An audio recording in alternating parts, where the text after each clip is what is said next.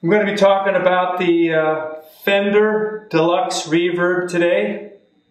This silver face, panel here being silver, was made in I think the early 70s, 72, 73. It still has what we call point-to-point wiring, whereas its components inside are connected with wires rather than a circuit board.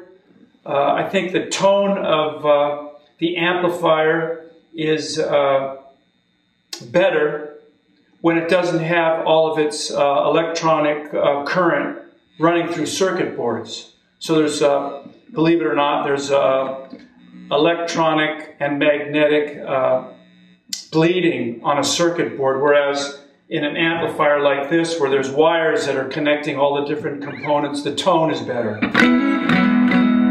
I'm no expert, but that's what I've been told. Anyway, this design is a classic. I have a very close friend in Australia who's a well-known blues musician, Matt Taylor, and he told me once something is good, it's always good.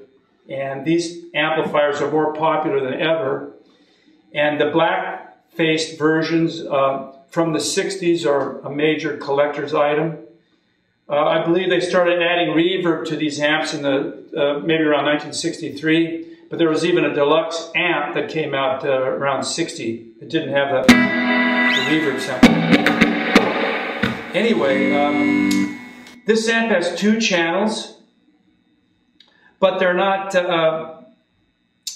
automatically switchable. You could get an A-B pedal if you want to go back and forth between these channels, but usually that's for the reason of going to a channel in a modern amp that'll give you distortion, whereas this is just 2 clean channels.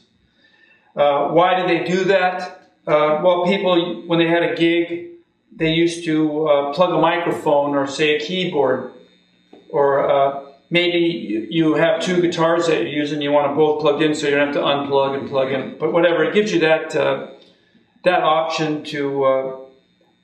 and I've done it before. I've done gigs where I just needed to have a little bit of a microphone for announcements and to sing and play an acoustic guitar. Well, an amplifier like this is really functional in that kind of situation. So these amps are very popular for blues. It's only a 22-watt amplifier, so when you crank it up, it starts to break up around 5 or 6. Get a slightly distorted sound. That today because no